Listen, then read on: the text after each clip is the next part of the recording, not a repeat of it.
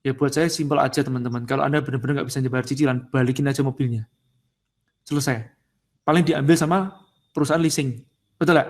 Memang risikonya Anda pasti akan di blacklist oleh bank. Tapi lebih risiko lagi kalau Anda nggak mulai-mulai. Jadi apa sih sebenarnya risiko terbesarnya? Nggak ada kok teman-teman.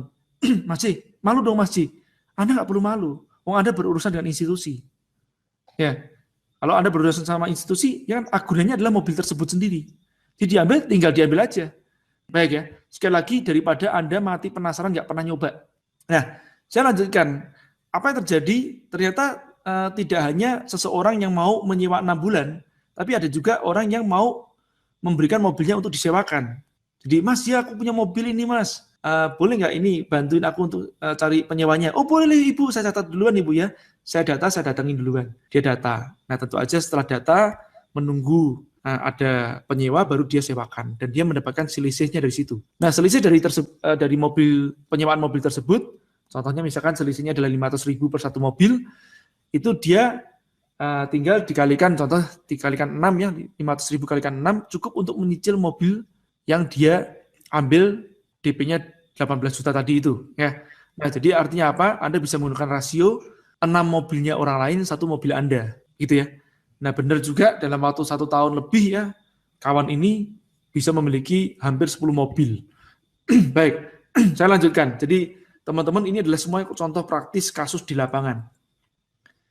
Ya, ingat sekali lagi, sebelum tadi Anda mendengarkan saya memaparkan presentasi ini, Anda mungkin berpikir semuanya nggak masuk akal. Nah, sekarang mungkin Anda bisa mengatakan, oh gitu toh. Ya.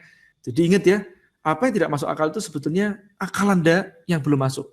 Dan Anda perlu tahu tadi penekanannya di mana, jadi jangan banyak rencana. Rencana itu sering menjadi bencana. Jadi banyaklah membuat target dan langsung action. Itu yang paling penting, itu aja. Jadi buat target dulu, baru Anda membuat rencana. Orang lebih percaya jika Anda sudah melangkah. Jadi setelah Anda melakukan target, kemudian Anda membuat rencana yang simple, dan jangan terlalu percaya dengan rencana Anda. Yang paling penting adalah langsung action. Begitu Anda lakukan langkah 1, langkah 2, tadi contohnya Anda sudah ada demand lebih dahulu, sudah ada pasarnya lebih dahulu, investor akan lebih mudah percaya. Saya ambil contoh, saya mencari investor untuk yuk bisnis. Ya, tidak sukar bagi saya untuk mencari investor. Oke, yang sukar adalah saya mencari investor yang syariah, itu aja. Karena kebanyakan investor sifatnya adalah materialis atau kapitalis. Nah, itu yang kita tidak sesuai. Tapi seandainya pun ya saya sangat kepepet, saya turunkan harga, ya misalkan katakanlah yuk bisnis ini bernilai ratusan miliar begitu ya, katakanlah 200 miliar begitu ya. Nah, saya menurunkan harga setengah harga deh, 100 miliar aja, ya insya Allah akan jadi jualan kacang goreng, kan begitu. Dengan tingkat populasi yuk bisnisnya sudah sangat besar. Tapi kita tidak melakukan itu karena kita memiliki tanggung jawab terhadap kawan-kawan member atau merchant dari Yuk Bisnis Indonesia. Ya, kita tidak ingin menyerahkan database kita kepada kapitalis. Ya, kalau ada investor pun juga seandainya sangat terpaksa, kita akan memberikan saham minimum atau saham minoritas. Sehingga kita masih tetap memiliki kuasa untuk mengontrol Yuk Bisnis ini. Baik, teman-teman. Selanjutnya, nah untuk mempercepat kesuksesan Anda, tentu aja Anda membutuhkan yang disebut namanya leverage atau dongkrak. Leverage itu bisa macam-macam ya.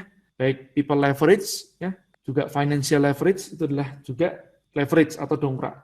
Maksudnya people leverage bagaimana? Ya seperti saya sering katakan, Anda tidak perlu tidak perlu menjadi banci untuk membuka salon. Anda cari aja banci atau bencongnya di luar. Nah itulah yang namanya leverage. Anda tidak perlu memulai usaha dari nol.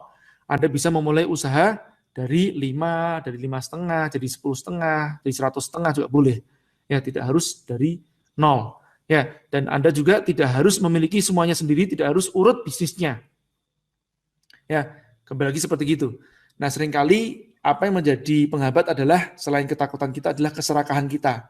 Kita ini ingin semuanya kita miliki sendiri 100%. Nah, justru itulah yang menghambat kesuksesan kita. Kenapa kita tidak belajar untuk berbagi kepada kawan-kawan yang lain? Toh pada saat kita berbagi rezeki, kita juga berbagi risiko.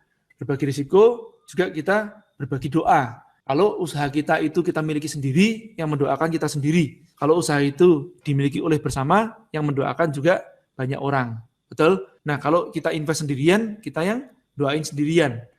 Nah, risikonya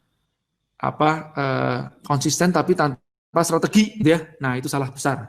Ada satu pepatah mengatakan seperti gini, batu sekeras apapun itu, jika ditetesin oleh air, maka akan berlubang juga. Tapi ingat, kalau Anda ingin melubangin batu, Anda tidak perlu menggunakan air. Anda bisa menggunakan bur lebih cepat. Itulah sebenarnya ngeyel dengan strategi. Atau contohnya lain adalah, Anda perhatikan yang disebut namanya semut vs lalat.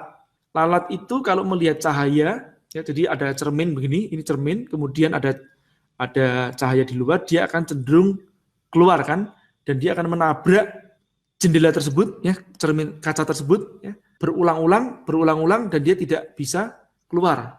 Beda dengan semut. Semut mengerti itu, ada hambatan di situ. Dia memilih berputar untuk mencari jalan keluar. Ya, ini sebenarnya ngeyel tapi dengan strategi. Nah, saya lanjutkan. Ini paling simpelnya begini aja, teman-teman, kalau Anda membuat suatu alur begitu ya. Jadi pertama kali Anda membuat targetnya lebih dahulu, kemudian Anda merancang strateginya. Kemudian setelah Anda buat strateginya, Anda lakukan action. Sekecil apapun itu, lakukan actionnya duluan. Habis itu ukur action Anda sesuai target enggak. Jika enggak sesuai, strategi Anda adjust sampai kemudian mencapai target Anda. Sangat gampang sekali.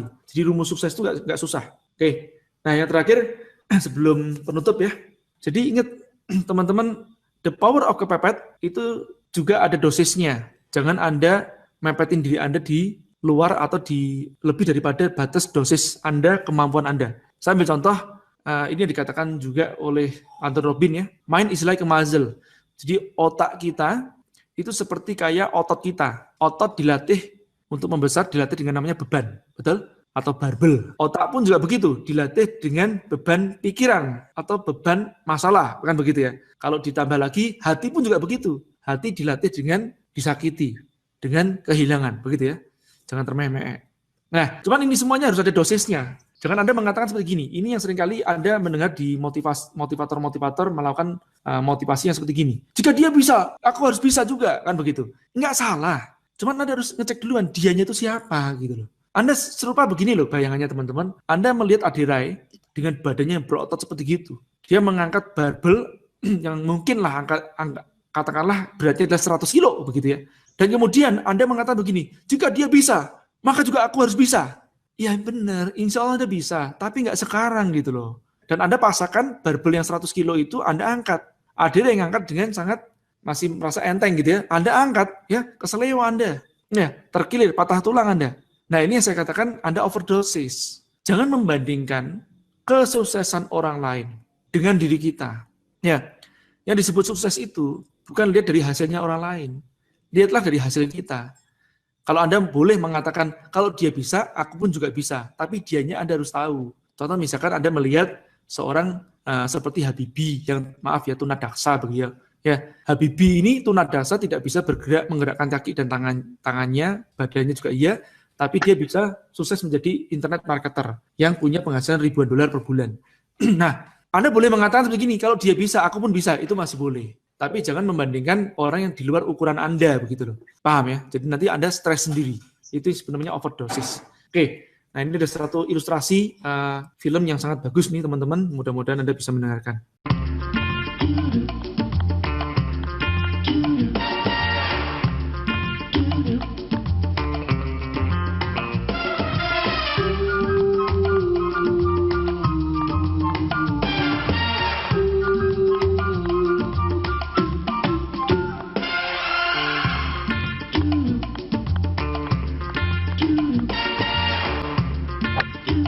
Oke, ini video yang pertama. Kalau Anda perhatikan tadi, apa yang terjadi dilakukan oleh legenda pegolf. Dia adalah pegolf yang seorang anak seorang caddy. Jadi bapak itu hanya seorang caddy, tapi karena dia sejak umur 3 tahun hidup di lapangan golf, jadi dia sangat mahir sekali.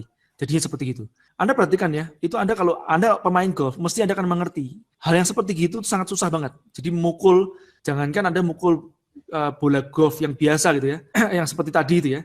Itu ada mukul yang biasa aja, itu nggak mudah, ya sering luputnya gitu ya. Apalagi dia bola golf dilayangkan tidak menyentuh tanah. Oke, nah ini contoh. Tapi yang sering kita tidak tahu behind the skin ya atau di balik layar si Tiger Woods ini seperti apa begitu ya. Kita sering tahunya cuma lihatnya pas suksesnya begitu kan ya. Sering juga teman-teman bilang gini, Mas J, kelihatannya yang disentuh sama Mas J, murid-muridnya Mas J sukses semuanya ya. Saya bilang gini, enggak juga, lebih banyak yang enggak sukses dibandingkan yang sukses. Nah, cuman bedanya yang sukses yang diomongin, yang enggak sukses enggak diomongin, ngerti ya?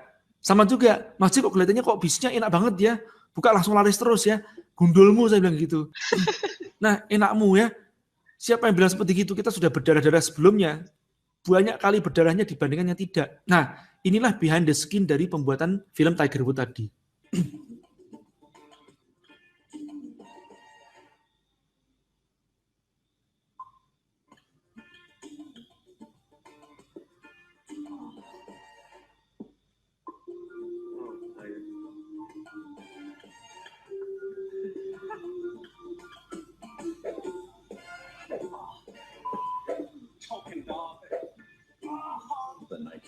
Nah, Anda perhatikan ya, yang terakhir dia mengatakan great with message. Artinya apa? Menjadi seorang yang sukses itu ya, tentu aja ada proses yang harus dilalui. Ini teman-teman harus tahu. Nah, tapi yang paling penting adalah kita melakukan satu langkah yang pertama duluan. Ingat tadi kembali lagi, saya tadi mengatakan musuh terbesar kesuksesan itu adalah dua. Ya, alasan dan penundaan. Kalau enggak besok, ntar ya, kalau ada gini, kalau enggak gitu, nanti gini-gini ya. Dan yang kedua tadi itu adalah alasan ya, nyalahin apalah, nyalahin itulah. Saya yakin teman-teman ya, semua orang yang sukses itu memaksakan dirinya untuk bertumbuh. Jadi kalau Anda bisa mengatakan, baik saya pun sama kawan-kawan yang seperti gini, saya pribadi teman-teman masih mengikuti minimum 2 kali training, bukan seminar. Training yang artinya paling tidak 2 hari durasinya.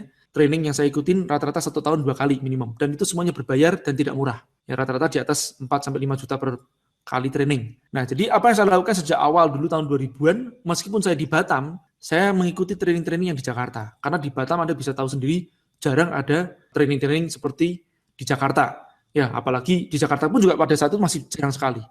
Jadi sampai saya mengikuti training-training yang menginap di puncak, saya ikutin. Terus kemudian di Singapura saya ikutin, di Malaysia belasan juta saya ikutin. Tidak termasuk penginapan segala ya, kadang-kadang saya ikutin. Jadi buat apa? Saya memaksakan diri saya untuk bertumbuh. Dan saya tahu pada saat ini adalah saya melakukan investasi ilmu. Nah, ini yang seringkali teman-teman jarak saja sudah mengeluh. Mas Ji, ada yang di sini enggak? Ada yang di situ enggak? Harusnya orang yang mendatangi keilmuan. Betul. Bukan keilmuan yang akan mendatangi Anda. Paham ya teman-teman ya? Nah, baik. Terakhir ya. Sering orang menanyakan, Mas, bisnis apa yang bagus sih, Mas? Bisnis yang bagus itu yang dibuka, bukan ditanyakan terus menerus, gitu ya.